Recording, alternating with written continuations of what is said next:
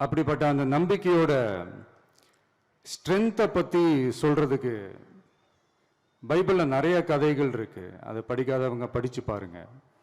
அதில் குறிப்பாக உன்னை பற்றி சொல்லணும்னா, ஒரு இளைஞனுக்கு எதிராக தன்னோட சொந்த சகோதரர்களே பொறாமைப்பட்டு அவனை பாழும் கிணத்தில் தள்ளிவிட்டு அதுக்கப்புறம் அவர் எப்படி மீண்டு வந்து அந்த நாட்டுக்கே அரசனாகி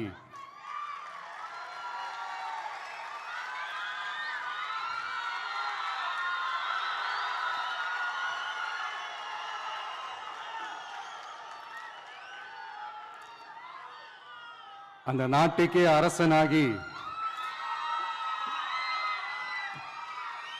தனக்கு துரோகம் செஞ்ச தன்னுடைய சகோதரர்கள் மட்டுமல்ல, அந்த நாட்டையே எப்படி காப்பாத்தினாருன்னு சொல்லி இந்த மாதிரி நிறைய இன்ட்ரெஸ்டிங்கான கதைகள்லாம் பைபிளில் இருக்கு. படிக்காதவங்க படிச்சு பாருங்க. அந்த குறிப்பிட்ட கதை யாரை பத்தின கதைன்னு நான் சொல்லி தெரிய வேண்டிய அவசியம் இல்லைன்னு நினைக்கிறேன். அது உங்க எல்லாருக்குமே நல்லா தெரியும். ஸோ இப்படிப்பட்ட கதைகள்லாம் நமக்கு எதை உணர்த்துது அப்படின்னா, கடவுளுடைய அருளும் மக்களை மானசீகமாக நேசிக்கிற அந்த அன்பும் அதீத வலிமையும் அதுக்கான உழைப்பும் இருந்துட்டாலே போதும்,